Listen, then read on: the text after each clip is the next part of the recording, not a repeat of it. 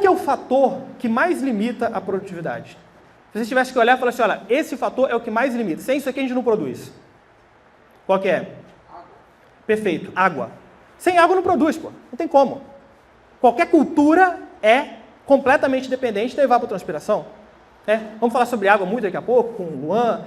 Vamos trabalhar fertirrigação com o professor William. Isso a gente vai falar. Só que ninguém aqui controla a absorção de água. A gente pode, talvez, até fazer um manejo para tentar potencializar ao máximo, mas a gente não controla isso. Que, inclusive, quando a gente olha para o fator absorção, vale lembrar, né, que a planta ela não come nutriente. Ela faz o quê? Ela bebe nutriente. Toda planta bebe nutriente. Então, qualquer nutriente que você vai disponibilizar pela planta, principalmente aqueles por fluxo de massa, eles vão ser disponibilizados através da solução. Né?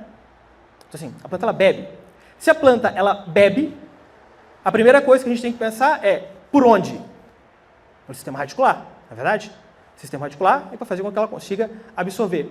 Agora, a condição não é necessariamente a quantidade de água que você adiciona ao solo, e sim como essa planta consegue absorver, em que condições, como potencializar a absorção de água pelas raízes, né, pela boca. E aí, quando a gente vai fazer uma análise friamente, fala, bom, basta então aumentar o sistema radicular. E aí, se a gente vai para o café, a gente trabalha com uma cultura perene de sistema radicular relativamente agressivo. Tá, agora como fazer isso? E aí que entra um ponto. Hoje a gente olha para o mercado e vê uma porrada de gente com produtos milagrosos que vão chegar, olha, vamos colocar isso aqui que vai aumentar o sistema radicular. Isso não existe. Isso não existe. Você não aplica necessariamente um produto que vai fazer com que o seu sistema radicular se desenvolva até, né, condições extremas. Não, você pode ter produtos que vão contribuir. Agora, o que faz com que o sistema radicular se desenvolva não é necessariamente a sua parte fisiológica, tá, de forma literal, mas sim a condição, a rizosfera, o ambiente. É isso que faz com que o sistema radicular consiga se desenvolver, para que a gente possa ter o máximo de aproveitamento possível.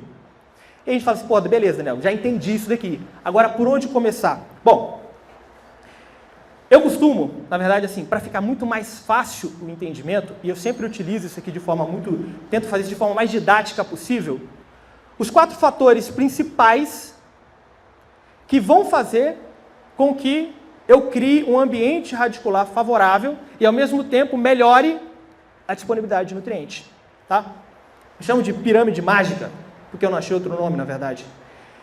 Esse daqui, né, inclusive, quem é estudante de agronomia, de curso técnico? Tem muito estudante, show de bola. Isso daqui, se eu fosse vocês, e principalmente para quem vai seguir a área de consultoria, ou de fertilidade dos solos, ou de nutrição de plantas, eu tatuava isso na testa. Toda vez que você olhar para a cara feia no espelho, você olha e vê isso daqui. Porque, de fato, isso daqui faz muita, mas muita diferença. Como eu coloquei aqui, tá de cima para baixo, né? Adubação mineral, fosfatagem, potassagem, matéria orgânica e correção do solo. No entanto, a base é correção do solo. A gente inicia com o principal fator que influencia não só no desenvolvimento radicular, mas como melhora do ambiente radicular como um todo, correção do solo. Depois, matéria orgânica, tá? Segunda base. Terceiro, fosfatagem e potassagem é novo quando a gente olha para o Espírito Santo, quando a gente olha principalmente aqui para o norte do estado e pela experiência que a gente tem, a gente percebe, pô, isso aqui é algo que quase que, do que vocês estão falando? Né? Muito utilizado lá fora, mas hoje a Embrapa ela tem cada vez mais batendo na tecla e falando, vamos dar uma olhada para isso daqui. Eu vou explicar já para vocês como fazer isso aqui de forma direta, ok? Mas a Embrapa tem falado, vamos dar uma olhada para isso daqui, que isso daqui é fundamental. E por fim, a adubação mineral, que a adubação química, né? Adubação química, que sem ela também a gente não vai conseguir disponibilizar a quantidade de nutrientes que a planta precisa, né? Se a gente falar em altas produtividades, é impossível sem uma disponibilidade mineral, ok? Esses são os 4 fatores. É sobre isso que a gente vai se basear aqui para entender como criar, de fato, um ambiente radicular em que eu disponibilize com qualidade nutriente, água e tudo aquilo que a planta precisa. Para a gente poder começar, a gente entra no fator primordial para entendimento disso daqui, que é a CTC. Né? A gente fala de correção do solo, sem falar de CTC não tem como. A CTC, capacidade de troca catiônica, capacidade de troca de cátions, de forma bem superficial, para que todos consigam entender, mesmo aqueles que não têm talvez um conhecimento técnico aprofundado ali em fertilidade dos solos.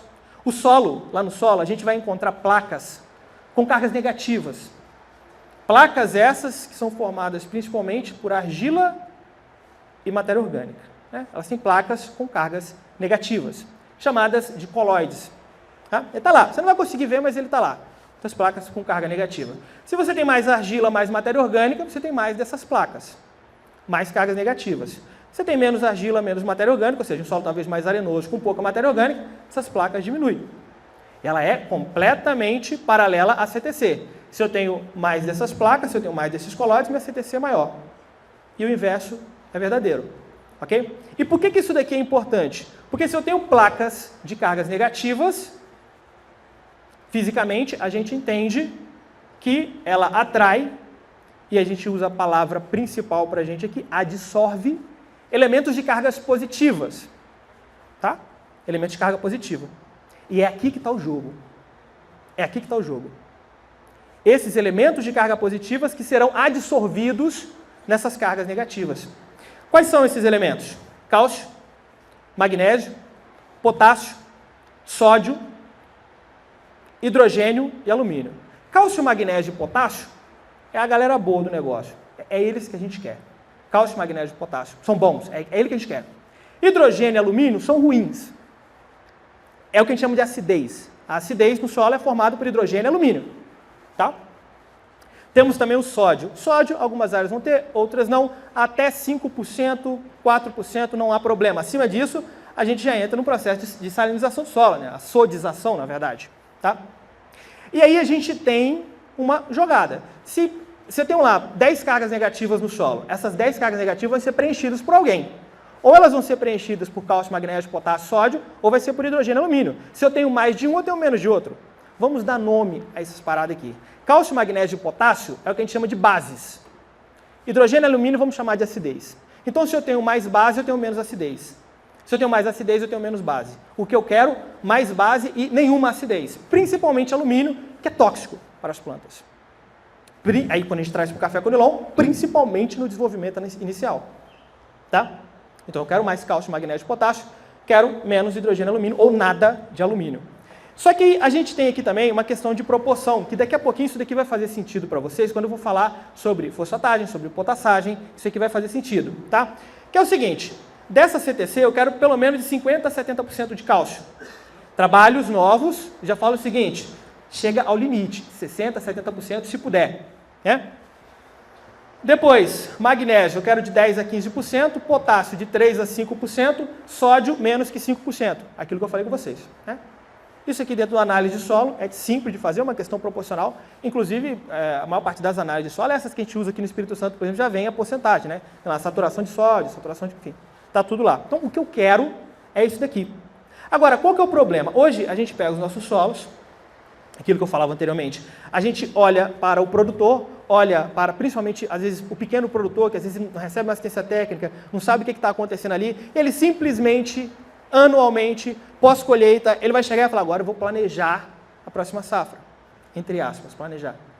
E o que ele vai fazer é simplesmente fazer uma adubação mineral, simplesmente NPK, sem entender toda essa dinâmica que existe por trás na disponibilidade desses nutrientes, que é completamente dependente do pH do solo, que é completamente dependente da saturação por bases e da CTC. É esse que é o grande problema. E aí a gente pega produtores que estão lá fazendo investimento altíssimo em fertilizante, mas trabalhando num solo ácido, com muito hidrogênio, com muito alumínio. E é aqui que está o problema principal. E aí a gente entra na primeira orientação prática e fundamental. A gente tem o principal insumo para resolver esse problema em abundância no Brasil e usamos muito pouco, que é calcário. Calcário. A gente usa muito pouco calcário. Muito, mas muito pouco mesmo. A última de 2023, para a safra 2022-2023, olhando o Brasil, cenário Brasil, estava 1 para 1. 1 para 1 no sentido, segundo a Embrapa, né, de 1 tonelada de calcário para 1 tonelada de NPK. Completamente errado. Né? Em algumas regiões está 3 para 1, mas 3 de NPK para 1 de calcário. E a média de necessidade, quando a gente olha para os nossos solos tropicais, altamente intemperizados, era pelo menos 3 para 1, mas 3 de calcário para 1 de NPK. Então a gente usa muito pouco. E por que o calcário é tão importante? É simples, é só vocês olharem isso daqui, ó. Isso aqui, né, elas são básicas. Imagina esse primeiro onde eu estou colocando aqui, um teor de argila, onde a gente tem aqui ó, um hidrogênio, tem um potássio, tem outro hidrogênio. Aqui, se a gente fosse continuar, ia ter aqui alguns cálcios, alguns magnésios, e mais hidrogênio, mais alumínio. Se eu tenho hidrogênio, normalmente eu atraio alumínio, né? E por aí vai. Quando eu coloco o calcário é esse aqui, o carbonato de cálcio, CaCO3. Esse carbonato de cálcio mais água, tá bom? Tem que ter água. Não tem esse negócio de já vou aplicar calcário, mas, né, sem umidade não existe. Tem que ter umidade. O calcário só reage na presença de água, tá bom? Então tá, o que ele vai fazer aqui? Esse calcário, agora, vai se dissociar, cálcio e CO3. O carbonato agora vai se ligar com esse hidrogênio e vai formar o H2CO3, que agora já não é problema para nós mais. E aqui, ó, tá vendo? Onde estava o hidrogênio, agora vai entrar quem? O cálcio. Então, eu vou substituir o hidrogênio pelo cálcio. Fantástico. Depois, a gente vai retirar isso aqui, ó. Depois, continua na reação com água, tiro a água, tiro o CO2, volta para a atmosfera e está resolvido. O calcário faz isso aqui muito bem. A gente tem calcário em abundância. Eu não vou falar que é barato, porque nada na agricultura, eu como produtor rural, eu entendo muito bem como que é isso. Nada é barato. Mas quando a gente vai fazer uma comparação de preço versus aquilo que ele entrega, nada se compara ao calcário. Nada, nada. É fundamental. Tá? É fundamental. Então, ou seja, a gente é o insumo mais barato, tem muito no Brasil, tem abundância, e a gente usa muito pouco. Essa é a primeira coisa que a gente tem que começar a fazer. Tem que usar mais calcário.